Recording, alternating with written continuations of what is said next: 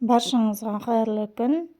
Сіздермен Айған Мұзылбиева 9 сыныпқа арналған 3-ші параграфтың тапсырмаларын орындайтын боламыз. 22-ші бет А тапсырмасы. Калий 2 СО3 калий сульфиті. Бұны диссоциацияға ұшырайтынын анықтау үшін біз ерігіштік кестені пайдалансақ болады. Яғни ерігіштік кестеде еритін болса, онда ол міндетті түрде диссоциацияға ұшырайды, яғни иондарға ыдырайды. Бұл жерде калий сульфиті калий 2+ және СО3 анион болып саналады, 2-. Енді келесі бізде натрий 2С натрий сульфиді.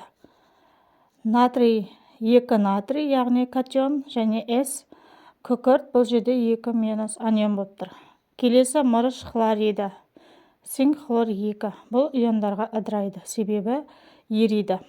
Келесі бізде көмір қышқылы H2CO3. Бұл да иондарға диссоциацияға ыдырайды, ұшырайды. Күкіртті қышқылы бұл да диссоциацияға ұшырайды. Және кремний қышқылы бұл диссоциацияға ұшырамайды, себебі бұл ерімейді. Келесі алюминий гидроксиді. Диссоциацияға ұшырамайды, себебі ол тұнбаға түсіп кетеді, ерімейді. Мырыш гидроксиді ол да диссоциацияға ұшырамайды. Литий гидроксиді ұшырайды, литий және OH. Келесі натрий H2PO4 натрий дигидрофосфаты, яғни 2 сутек бар деген сөз.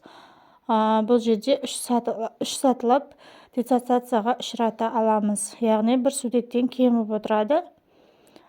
Бұл жерде HNO3 азот қышқылы диссоциацияға ұшырайды. Келесі феррум OH3 темір гидроксиді диссоциацияға ұшырамайды, себебі ол ерімейді. Алюминий OH2 хлор. Алюминий дигидроксохлориді, яғни бұл бізде 2 сатыда ыдырайды. Келесі күкірт қышқылы, бұл да 2 сатыда ыдырайды. Соңғысы бізде стронций гидроксиді, бұл яғни диссоциацияға ұшырайды, себебі ериді. Келесі бізде Б тапсырмасы. Бірінші тапсырмаға келетін болсақ, бізде мынандай H-хлор берілген. H-хлор бізде тұз қышқылы деп аталады. Келесі H3PO4 орта фосфор қышқылы, яғни бұлар неше сатыда диссоциацияға ұшырайтынының ерекшелігін айтамыз. Яғни H-хлор хлорсутек қышқылы бұл 1 сатыда, яғни диссоциацияға ұшырайды, ал орта фосфор қышқылы 3 сатыда, яғни бұл жерде байқасаңыздар сутектері кеміп отыр, ерекшелігі сонда. Келесі бізде темір нитраты 3 валентті, магний бромиді, литий гидроксиді және орта фосфор қышқылы. Б тобының 3-ші тапсырмасына келетін болсақ, бұл жерде бірнеше формулалар берілген, яғни осы формуланың құрылымдық формуласын жазу қажет екен. Біріншісі бізде натрий сульфаты. Бұл жерде оттектердің, металдардың, жалпы формуладағы элементтердің валенттілігі сақталған. Яғни сіздерде жазатын болсаңыздар, осылай сақтап жазу қажет. Сіздер сол кезде есептер дұрыс болады, тапсырмалар. Келесі темір сульфаты. Келесіде тағы да кальцийдің бұл жерде валенттілігі сақталған, яғни кальцийден 1 бар деген сөз, сутектен 4 бар деген сөз. Осылай каждый элементті есептеп, құрылымдық формуласын ашып жазамыз. H2SO4 күкірт қышқылы. Бұл жерде сутектен 2 болып тұр, күкірттен яғни 1 болып тұр, оттегіміз 4 болып тұр, және валенттіліктері сақталынып тұр. Келесі С тапсырмасының С тобының 1-ші тапсырмасы. Бұл жерде алюминий SO4 3 еселенген, яғни алюминий 2 SO4 3 еселенген алюминий сульфаты деп аталады. Бұл диссоциацияға ұшырайды, себебі иондарға ыдырап, еріп тұр.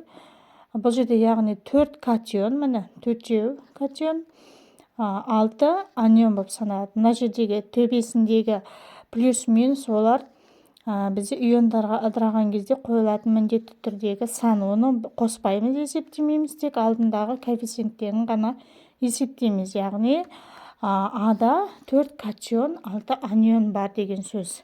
Енді келесі кальций H2PO4 2 еселенген. Бұл жерде 5 катион және 2 анион болып саналады. Не үшін 5? Өйткені кальцийдің алдында 1 бар деп есептейміз.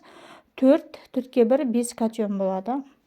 Жоғарғыдағы дәрежеге тиіспейміз. Ол иондардың төбесіне өзі қойылатын белгі болып саналады.